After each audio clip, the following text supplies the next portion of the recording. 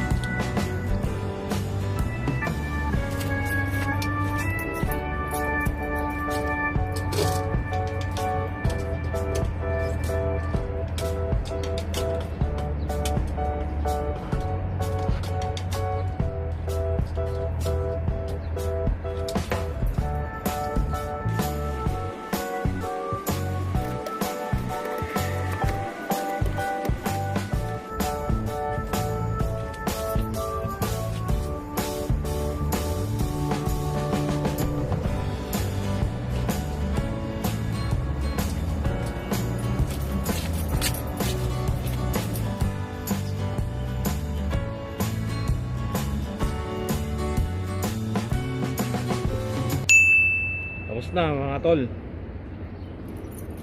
So yun na mga tol, tapos na tayo maghugas at ito namang isang sasakyan na to at dadalhin natin sa gas station, papakargahan natin.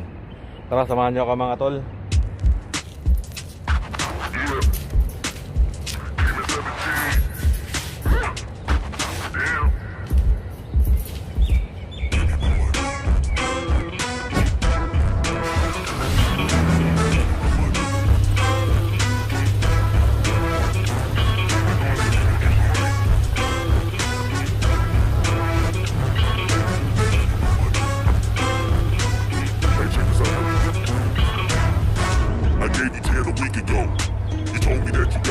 Checking home. I've been waiting patiently cause you my homie bro, but times is getting hard, so I'ma need to see that cheddar though. You ain't been picking up, you finding escapes. I might have to wipe you out just like you Colgate.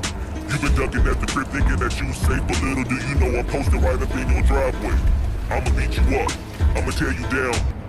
Dito na tayo mga tol sa sakyan at samahan nyo lang ako sandali. Nagpapakarga lang tayo ng kotse mga tol. Tara, let's go.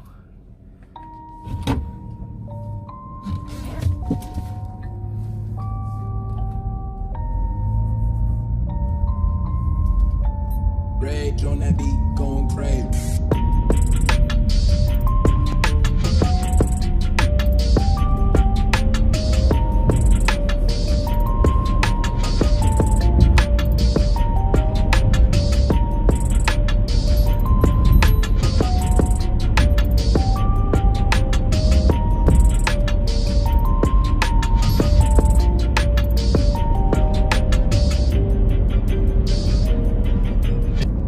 Yan mga tol. At alam nyo ba mga tol, ang family driver dito sa Saudi is 24 hours naka-duty mga tol. Yan ang mahirap dito pag family driver ka sa Saudi mga tol. Pero minsan time na talagang mangi-istorbo yung amo mo, tatawagan ka, mag-uutos ng ganto, pero wala kang magagawa mga tol kasi trabaho natin yan. Kaya talagang tiisan lang dito mga tol yung mga family driver, no. Sa mga company driver walang problema kasi naka 8 hours duty lang sila mga tol, hindi katulad ng family driver. Kasi ang usually na gala ng mga amo mga tol, mga 4 yan, simula na ng gala ng mga tao yan mga tol, or gabi. Rarat-rat sila ng gabi mga tol, yung gala nila. Pero ngayong may pandemya mga tol, maraming mga shop na close dito, so no choice sila, kaya stay at home lang sila talaga mga tol.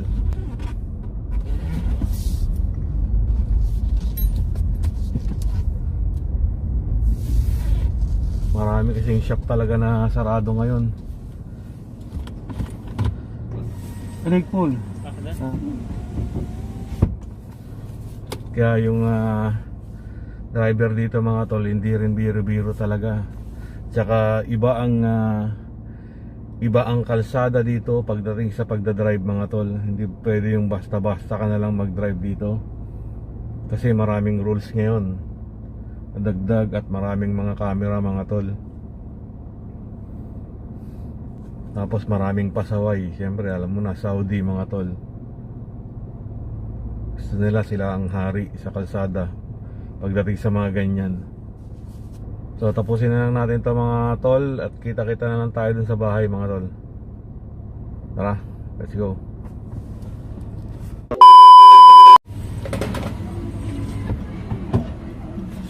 Rick, ano sil patura?